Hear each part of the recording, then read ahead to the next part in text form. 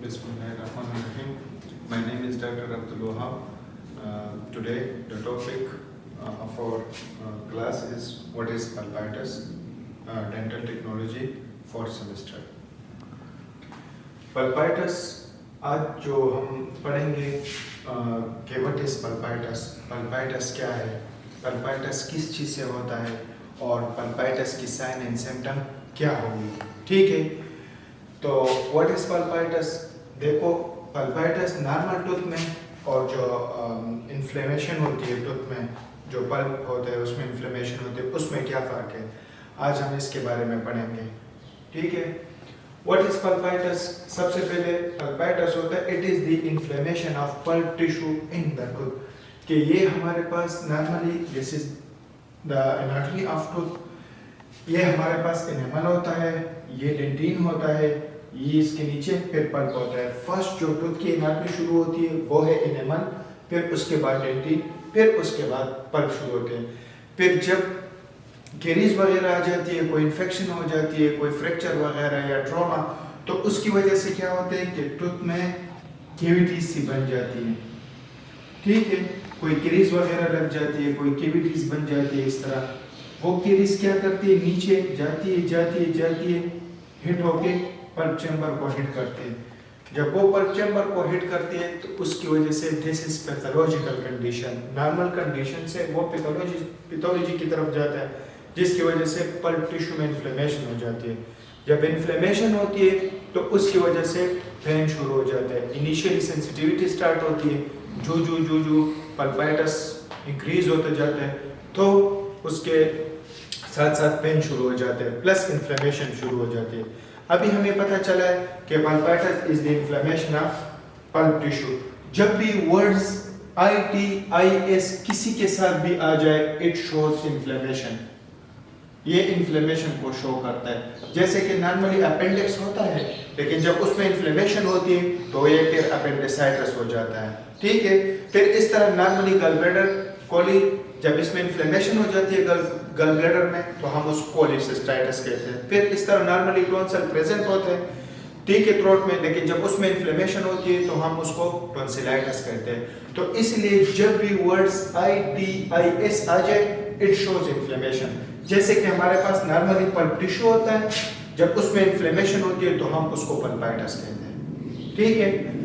अभी आप लोगों को पता चले कि pulpitis is the inflammation of pulp tissue. अभी होता किस वजह से, क्यों पल्पाइटिस होता है, उसकी रीजन क्या है, काजेस क्या है, वजूहात क्या है। तो number 1, following are the causes of pulpitis. Number 1 infection, कि कोई इन्फेक्शन, कैरीज, ठीक है, इस तरह और कोई पैथोलॉजी आ जाती है ओरल कैविटी में, इन्फेक्शन की वजह से क्या होता है कि वो नीचे प्रोपेगेट होता है, एनेमल क्रॉस करता है डेंटिन की तरफ, डेंटिन को क्रॉस करके पल्प चैम्बर को जब हिट करता है या वहां तक पहुंच जाता है तो इन्फ्लेमेशन स्टार्ट हो जाती है, ठीक है। पल्प टिश्यू नेक्रोज हो जाता है, उसकी वजह से it shows inflammation to the microorganism. Second क्या है, ट्रॉमा। एक नॉर्मल टूथ है, ठीक है, उसमें no pulpitis, no pain, no sensitivity, लेकिन जब ट्रॉमा वगैरह हो जाती है, by trauma, road traffic accident वगैरह, इसके अलावा ब्लो, पंच वगैरह, उसकी वजह से टूथ में क्रैक्स आते हैं। क्रैक की वजह से क्या होता है कि एनेमल क्रैक्स आ जाते हैं इस तरह, उसमें फिर डेंटिन को की तरफ जाते हैं। जब हम ठंडा गर्म लेते हैं तो इन क्रैक्स में वो ठंडा गर्म आ जाता है, जिसकी वजह से फिर क्या होता है, पल्प जो टिश्यू होते हैं वो इन्फ्लेम हो जाता है। फिर तीसरा काज क्या है इसका, एट्रोजेनिक। एट्रोजेनिक वो काज होती है जो ऑपरेटर की वजह से हुआ हो, ठीक है। मतलब एक ऑपरेटर है, ऑपरेटर की वजह से जो हुआ हो, जैसे कि एक बंदा है वो कैविटी बना रहा है, या वो हमारे पास मतलब फिलिंग के लिए कैविटी या वो बनाते हैं, तो उसकी वजह से वो इतना डिप में जाए कि उसकी वजह से पल्प उसे एक्सपोज हो जाए। नॉर्मली एक फिलिंग होती है, उसमें जब हम कैविटी बनाते हैं तो उसकी विड्थ हम देखते हैं कि इसकी विड्थ क्या है, इसकी थिकनेस क्या है, ठीक है। अगर वो अपने उस थिकनेस को क्रॉस करता है तो वो जब कैविटी बनाते हैं वो एनिमल को क्रॉस करके, डेंटिन को क्रॉस करके नीचे पल्प चैम्बर होते हैं, वो उससे एक्सपोज हो जाता है। जब वो उसकी गलती की वजह से एक्सपोज हो जाता है, ठीक है, या डीप कैविटी की वजह से, तो इसको हम कहते हैं एट्रोजेनिक। ये भी एक काज है पल्पाइटिस की, जैसे कि इन्फेक्शन काज है, ट्रॉमा, फिर उसके बाद एट्रोजेनिक। एट्रोजेनिक कहते हैं जो ऑपरेटर जो काम कर रहा है, जो केविटी बना रहा है, उसकी वजह से उस काज को हम कहते हैं एट्रोजेनिक।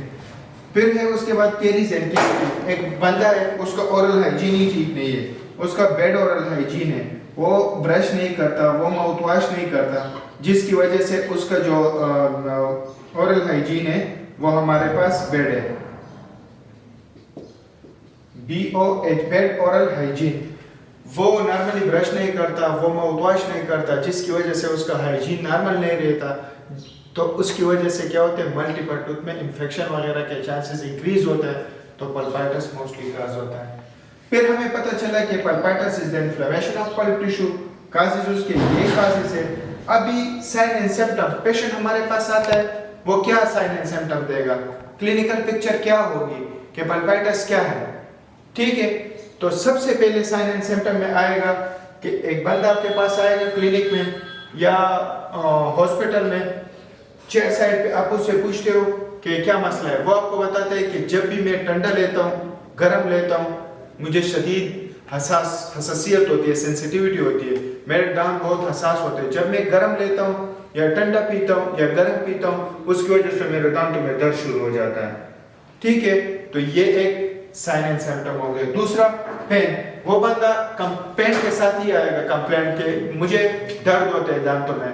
अगर पल्पाइटिस एक टूथ में तो उसी टूथ से पेन अराइज होगा, अगर पल्पाइटिस मेनी टीथ में, बहुत सारे दांतों में पल्पाइटिस है, तो फिर बहुत सारे दांतों का कंप्लेंट करेगा। प्लस पेन वो कहेगा कि जब मैं ठंडा लेता हूँ, गर्म लेता हूँ या स्वीट चीजें लेता हूँ, ठीक है, तो उसकी वजह से उसको पेन होगा। तीसरा इन्फ्लेमेशन, जब भी मैंने कहा कि इन्फेक्शन हो जाए, inflammation is the first sign and symptom होती है, इन्फ्लेमेशन उस टिश्यूज में हो जाती है।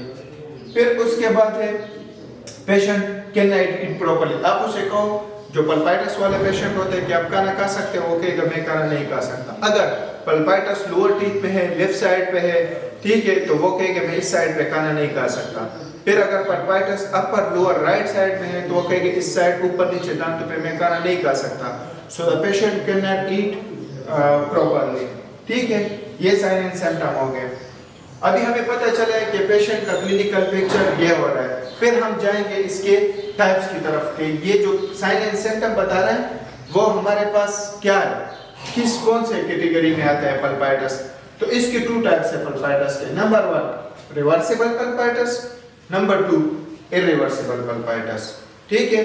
रिवर्सिबल पल्पाइटिस वो होता है कि आप कोई चीज लेते हो एट द टाइम और उस टाइम आपको पेन शुरू हो जाता है। फॉर एग्जाम्पल, एक पेशेंट कहते हैं कि मैं जब चाय पीता हूँ तो मुझे दांतों में सेंसिटिविटी होती है, मेरे दांत हसासियत की तरफ जाते हैं, हसास हो जाते हैं, सेंसिटिव होते हैं, ठीक है, मुझे ठंडा गला लगता है। जब वो चाय नहीं पीता तो पेन नहीं होता।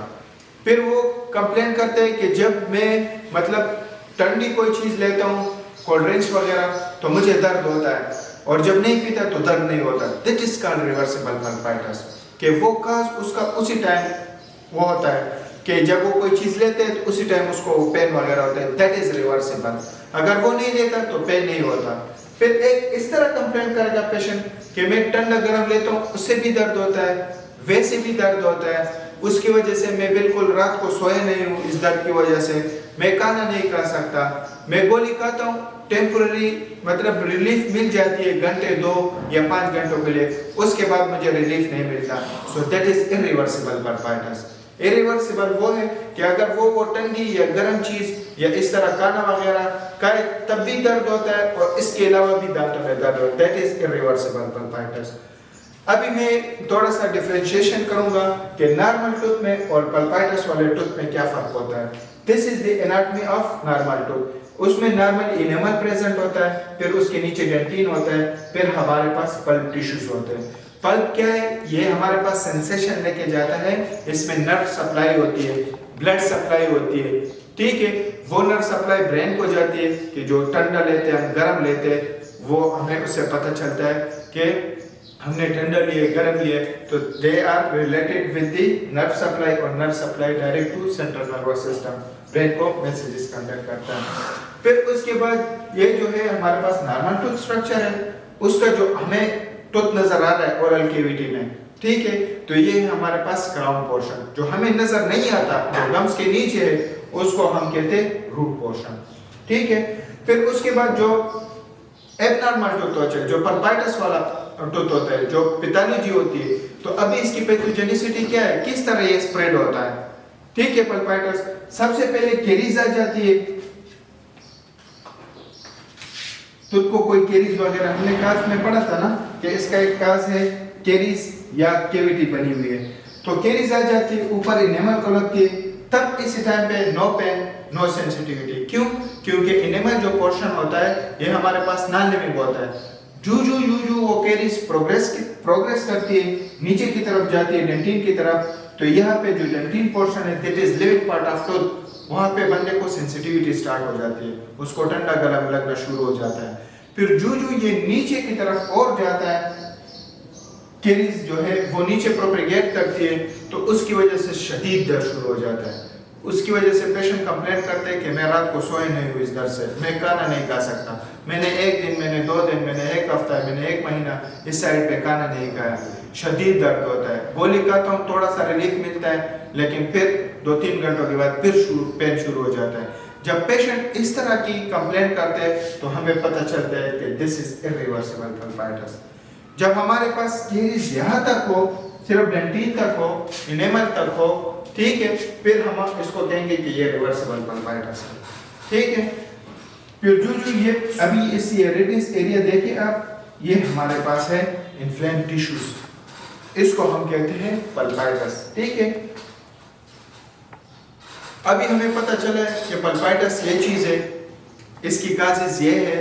उसके बाद पल्पाइटिस के हमने कहा था कि साइन एंड सिम्टम ये है, मरीज हमें क्लिनिकल पिक्चर इस तरह देगा, डायग्नोसिस हो गई कि इस पेशेंट को पल्पाइटिस है, रिवर्सिबल है या इरिवर्सिबल है। अभी इसकी हम ट्रीटमेंट क्या करेंगे, इस पेशेंट को हम किस तरह गाइड करेंगे कि आपकी ये ट्रीटमेंट है।